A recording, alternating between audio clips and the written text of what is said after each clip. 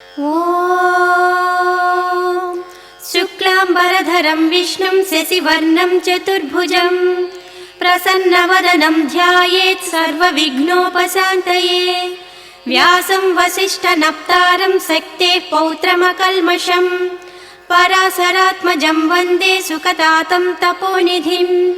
व्यासाय विष्णुरूपाय व्यासरूपाय विष्णवे नमो वै ब्रह्मनिधये वासिष्ठाय नमो नमः। अविकाराय शुद्धाय नित्याय परमात्मने सदैकरूपरूपाय विष्णवे सर्वजिष्णवे यस्य स्मरणमात्रेण जन्म संसारबन्धनात् विमुच्यते। नमस्तस्मै विष्णवे प्रभविष्णवे। ॐ नमो विष्णवे प्रभविष्णवे। श्रीवैशम्पायन उवाच श्रुत्वा धर्मानशेषेण पावनानि च सर्वशः युधिष्ठिरस्यान्तनवं पुनरेवाभ्यभाषत। युधिष्ठिर उवाच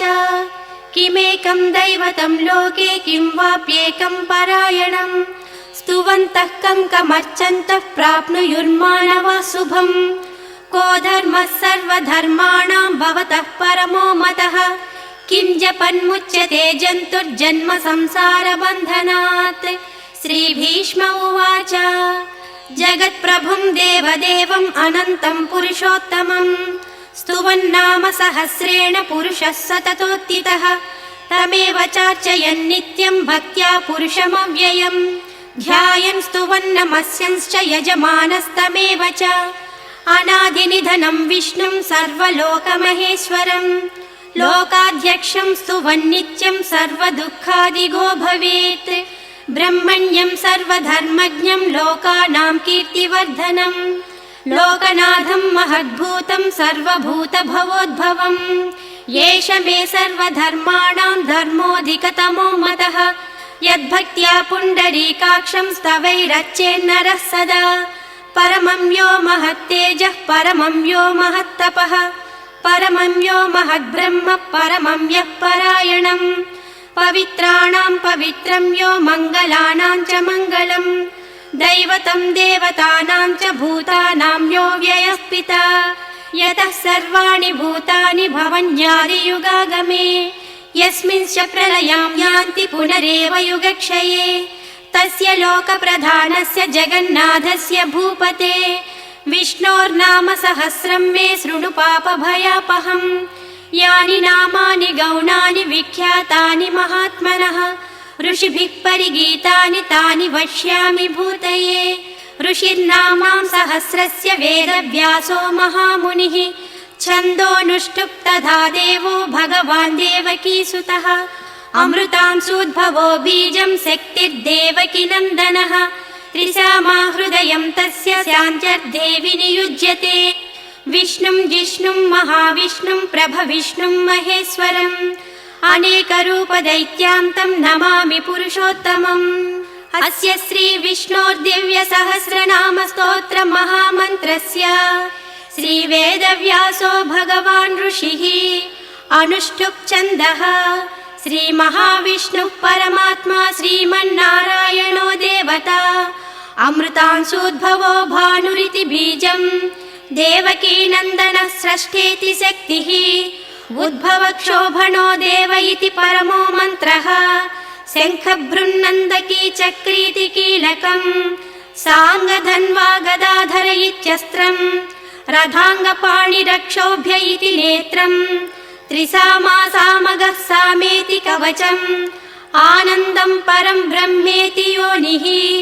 ऋतुः सुदर्शनः काल इति दिग्बन्धः श्रीविश्वरूप इति ध्यानम्। श्रीमहाविष्णुप्रीत्यर्थे सहस्रनाम जपे विनियोगः। ध्यानम् क्षीरोदन्वत्प्रदेशे शुचिमणिविलसत्सैकते मौक्तिकानां माला क्लुप्तासनस्तस्फटिकमणिनिभै मौक्तिकैर्मण्डिताङ्गः शुभ्रैरभ्रैरदभ्रैरुपरि विरचितैर्मुक्तपीयूषवर्षैः आनन्दीनः पुनीयादरिनलिनगदा शङ्खपाणिर्मुकुन्दः भूपादौ यस्य नाभिर्वियदसुरनिलश्चन्द्रसूर्यौ च नेत्रे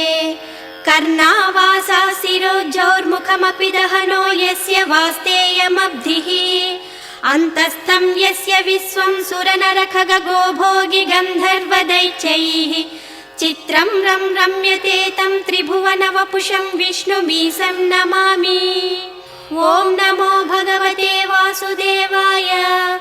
शान्ताकारं भुजगशयनं पद्मनाभं सुरेशं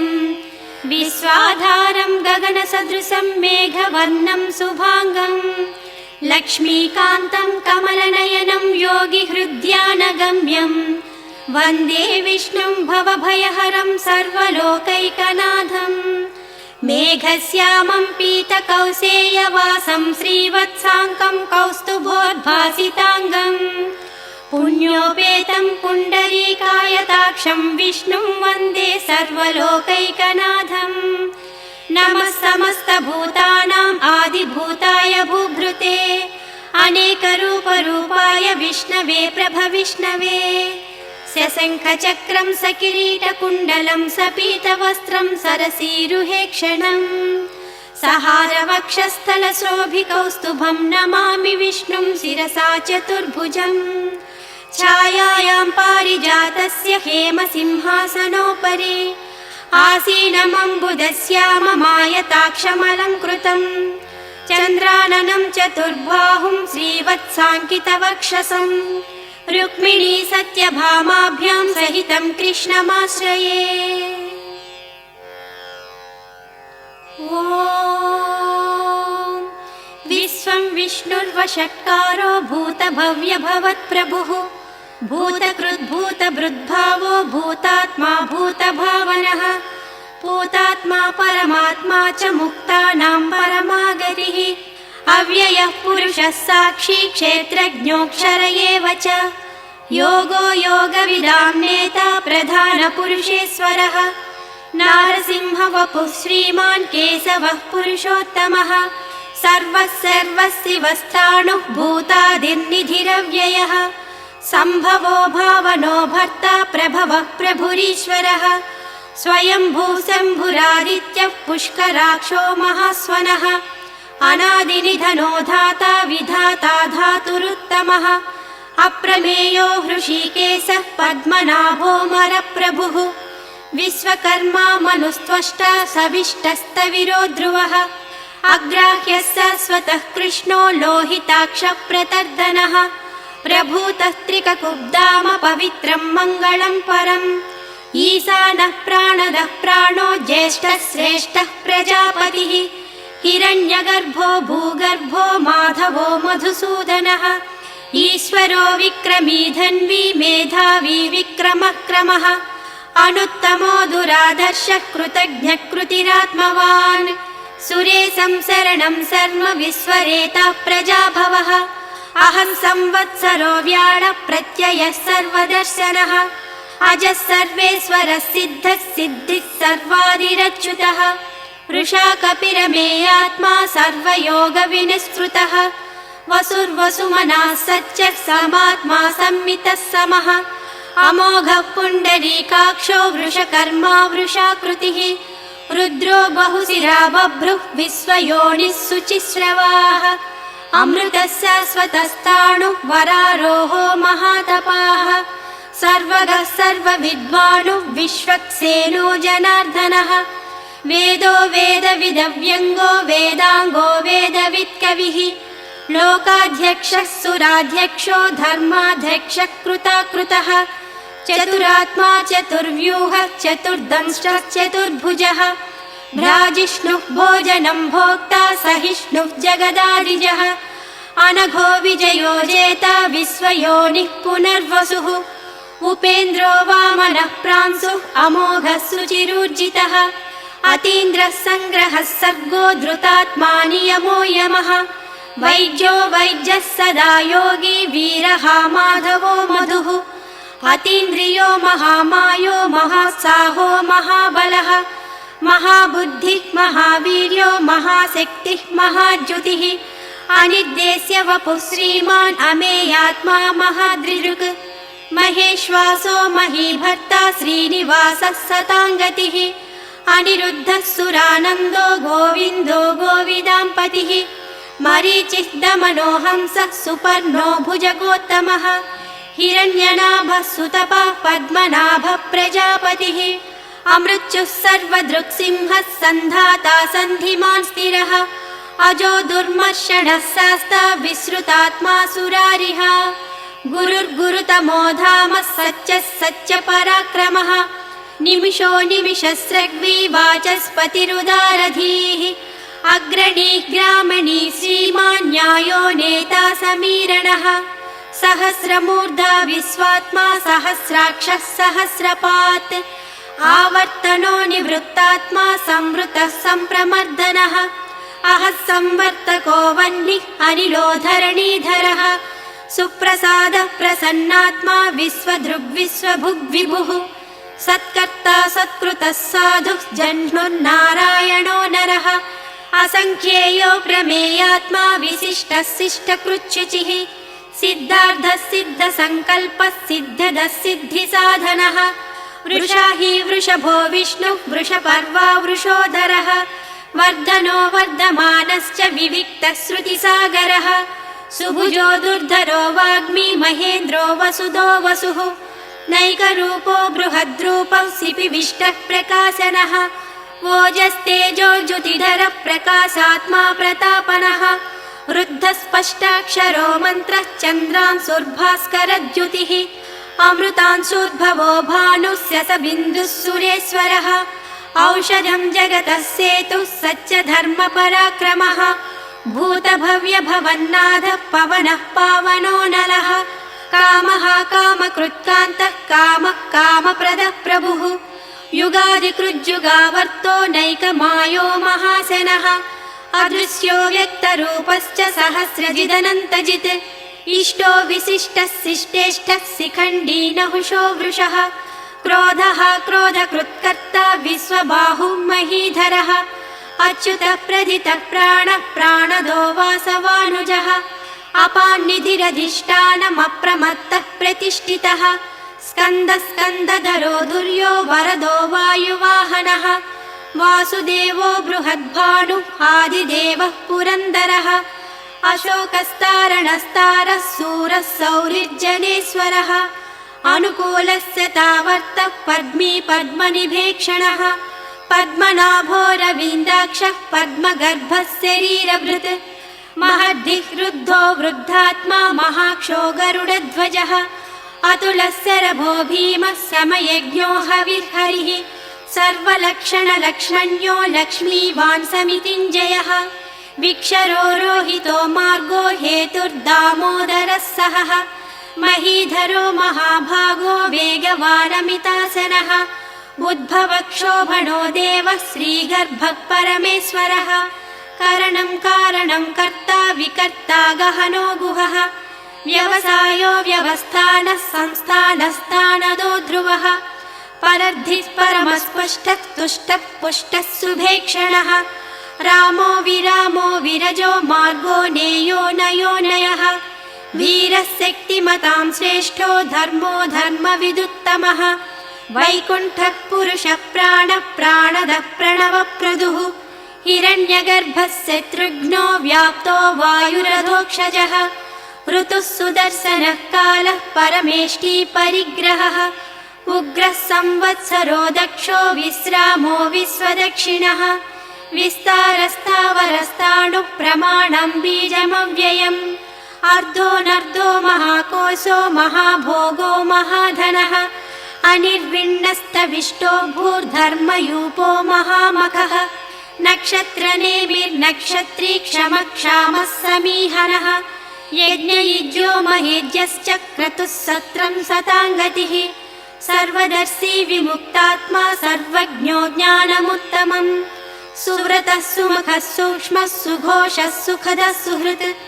मनोहरो जितक्रोधो वीरबाहुर्विदारणः स्वापनः स्ववसो व्यापी नैकात्मा नैककर्मकृत् वत्सरो वत्सलो वत्सी रत्नगर्भो धनेश्वरः धर्मगुब्धर्मकृद्धर्मी सदसत्क्षरमक्षरम् अविज्ञाता सहस्रांशुः विधाता कृतलक्षणः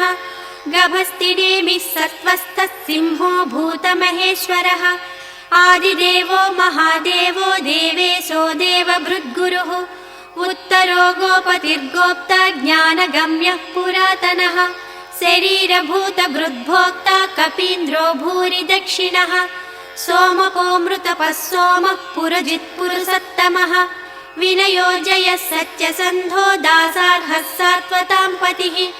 जीवो विनयिता साक्षी मुकुन्दोमितविक्रमः अम्भोनिधिरनन्तात्मा महोदधिशयोऽन्तकः अजो महार्हः स्वाभाव्यो जितामित्रः प्रमोदनः आनन्दो नन्दनो नन्दः सत्यधर्मा त्रिविक्रमः महर्षिः कपिलाचार्यः कृतज्ञो मेदिनीपतिः त्रिपदस्त्रिदशाध्यक्षो महाशृङ्गः कृतान्तकृत् महावराहो गोविन्दः सुषेणः कनकाङ्गदी गुह्यो गभीरो गहनो गुप्तश्चक्रगदाधरः मेधास्वाङ्गोर्जितः कृष्णो दृढः सङ्कर्षणोच्युतः वरुणो वारुणो वृक्षः पुष्कराक्षो महामनाः भगवान् भगहानन्दी वनमाली हलायुधः आदित्यो ज्योतिरादित्यः सहिष्णुर्गतिसत्तमः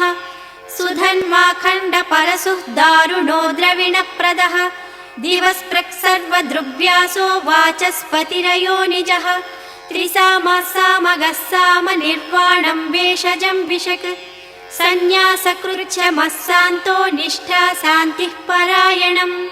शुभाङ्गः शान्तिदः स्रष्टा कुमुदः कुवलेशयः गोवितो गोपतिर्गोप्ता वृषभाक्षो वृषप्रियः अनिवर्ती निवृत्तात्मा संक्षेप्ताक्षेमकृच्छिवः श्रीवत्सवक्षा श्रीवासः श्रीपतिः श्रीमताम्बरः श्रीधः श्रीसः श्रीनिवासः श्रीनिधिः श्रीविभावनः श्रीधरः श्रीकरः श्रेयः श्रीमान् लोकत्रयाश्रयः स्वक्षस्वङ्गः सतानन्दो नन्दिज्योतिर्गणेश्वरः विजितात्मा विधेयात्मा सत्कीर्तिश्चिन्न संशयः उदीर्णः सर्वतश्चक्षुः शाश्वतस्थिरः भूषयो भूषणो भूतिविशोकः शोकनाशनः अर्चिष्मानर्चितः कुम्भो विशुद्धात्मा विशोधनः अनिरुद्धो प्रतिरथः प्रद्युम्नोमितविक्रमः कालनेमिनिहावीरः शौरिः सूरजनेश्वरः त्रिलोकात्मा त्रिलोकेशः केशवः केशिहा हरिः कामदेवः कामपालः कामीकान्तः कृतागमः अनिर्देश्य वपुः विष्णु वीरो नन्तो धनञ्जयः ब्रह्मण्यो ब्रह्मकृद्ब्रह्मा ब्रह्म ब्रह्मविवर्धनः ब्रह्मविद्ब्राह्मणो ब्रह्मी ब्रह्मज्ञो ब्राह्मणप्रियः महाक्रमो महाकर्मा महातेजा महोरगः महाक्रतुर्महायज्वा महायज्ञो महाहविः स्तव्यस्तव प्रियस्तोत्रं स्तुतिस्तोतारणप्रियः पूर्णः पूरयिता पुण्यः पुण्यकीर्तिरनामयः मनोजवः तीर्थकरो वसुरेता वसुप्रदः वसुप्रदो वासुदेवो वसुर्वसुमनाहविः सद्गतिः सत्कृतिः सत्ता सद्भूतिः सत्परायणः सूरसेनो यदुश्रेष्ठः सन्निवासः सुयामुनः भूतवासो वासुदेवः सर्वासु निलयो नलः दर्पः दर्पदो दृप्तो दुर्धरोधा पराजितः विश्वमूर्तिर्महामूर्तिः दीप्तमूर्तिरमूर्तिमान् अनेकमूर्तिरव्यक्तः शतमूर्तिः शताननः एको नैकः स वः कं किं यत्तत्पदमनुत्तमम् लोकबन्धुः लोकनाथो माधवो भक्तवत्सलः सुवर्णवर्णो हेमाङ्गो वराङ्गश्चन्दनाङ्गदी वीरः विषमः शून्यो घृतासीरचलश्चलः अमानी मानदो मान्यो लोकस्वामी त्रिलोकधृत् सुमेधा मेधजो धन्यः सत्यमेधाधराधरः तेजो वृषो ज्युतिधरः सर्वशस्त्रभृताम्बरः प्रग्रहो निग्रहो व्यग्रो नैकशृङ्गो गदाग्रजः चतुर्मूर्तिः चतुर्बाहुः चतुर्व्यूहश्चतुर्गतिः चतुरात्मा चतुर्भावश्चतुर्वेदविदेकपात् समावर्तो निवृत्तात्मा दुर्जयो दुरतिक्रमः दुर्लभो दुर्गमो दुर्गो दुरावासो दुरारिः शुभांगो लोकसारंगः सतन्तुस्तन्तुवर्धनः इन्द्रकर्मा महाकर्मा कृतकर्मा कृतागमः उद्भवः सुन्दरः सुन्दो रत्ननाभः सुलोचनः अर्को वाजसनः शृङ्गी जयन्तः सर्वविजयी सुवर्णबिन्दुरक्षोभ्यः सर्वभागीश्वरेश्वरः महाह्रदो महागर्तो महाभूतो महानिधिः कुमुदः कुन्दरः कुन्दः पर्जन्यः पावनो नीलः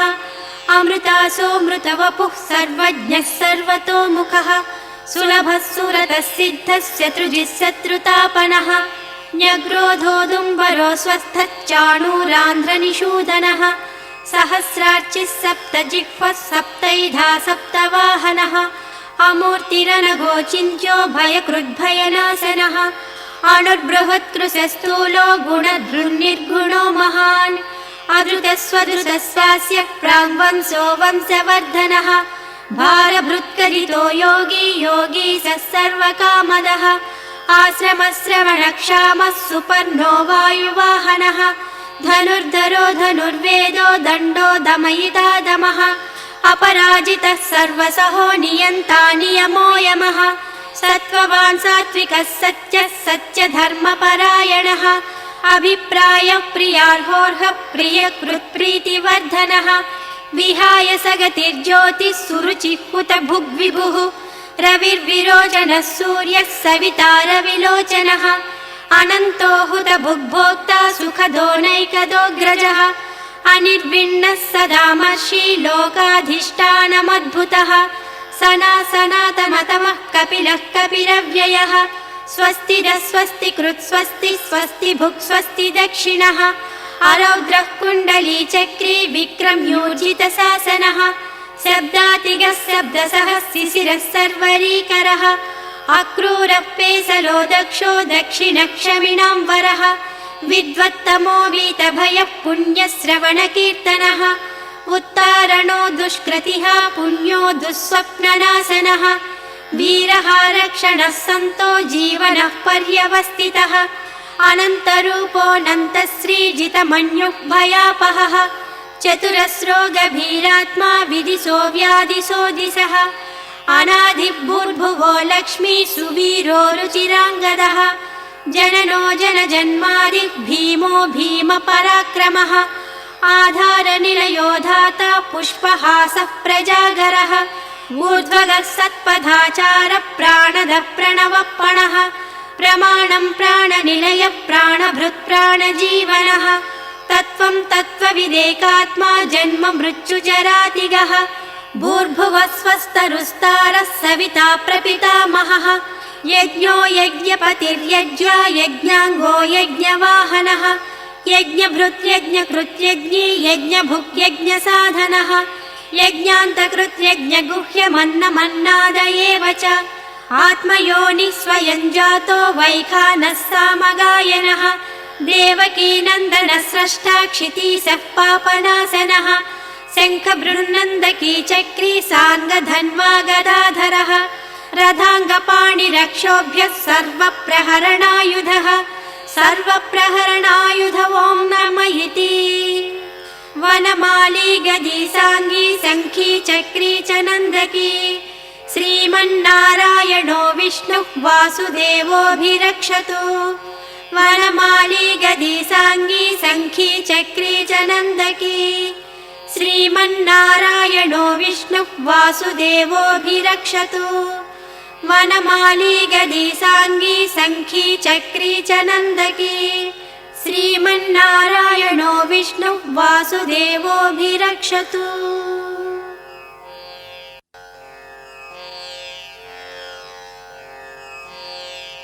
फलश्रुतिः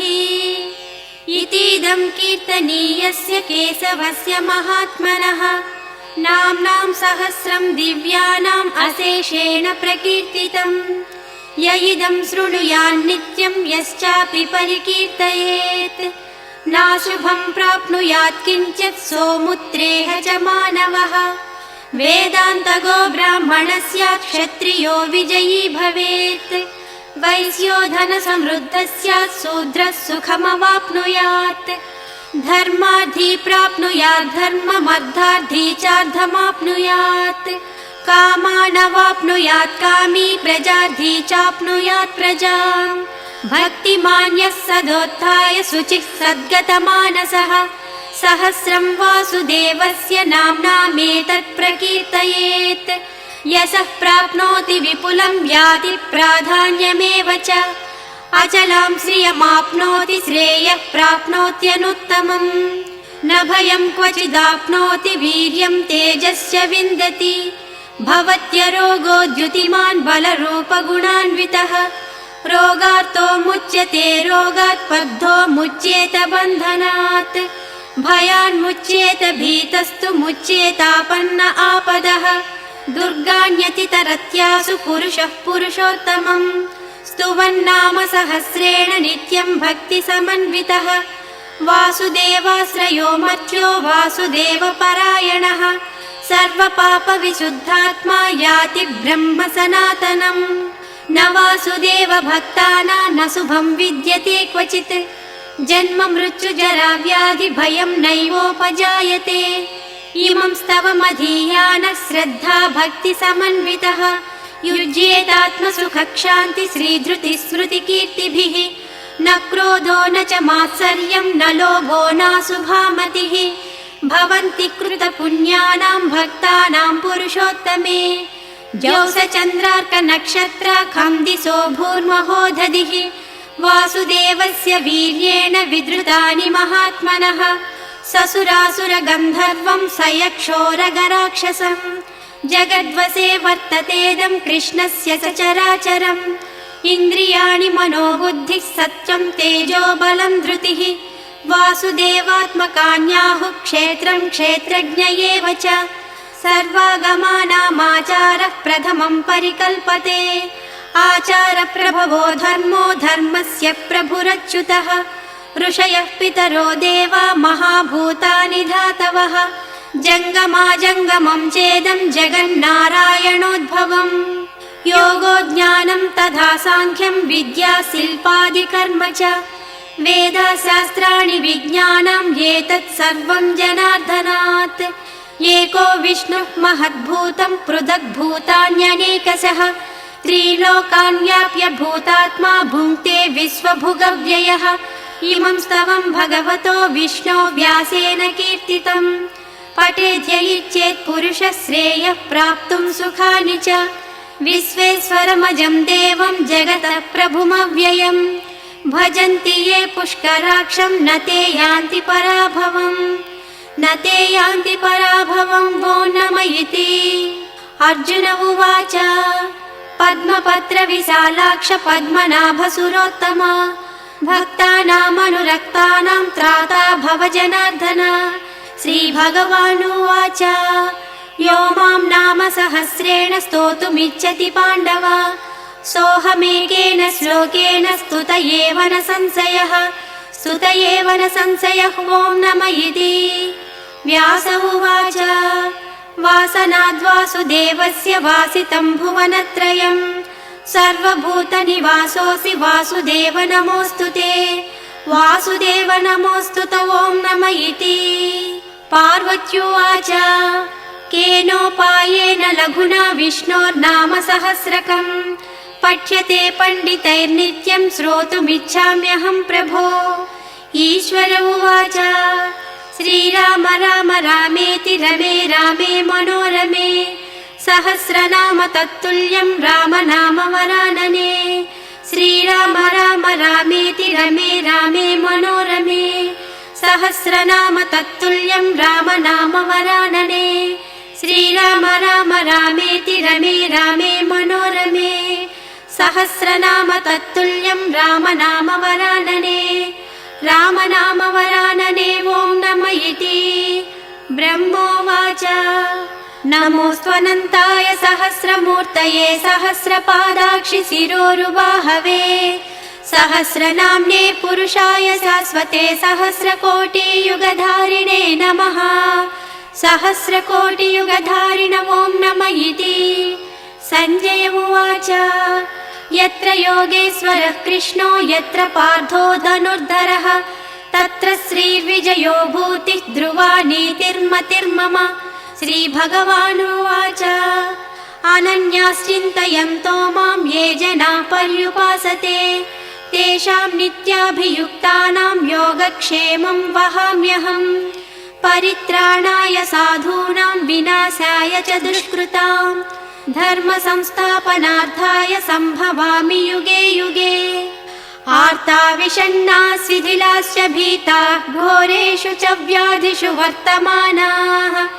संकीर्त्य नारायण शब्दमात्रं विमुक्तदुःखाः सुखिनो भवन्तु। कायेन वाचा मनसेन्द्रियैर्वा बुद्ध्यात्मना वा प्रकृते स्वभावात् करोमि यद्यत् सकलं परस्मै नारायणायेति समर्पयामि।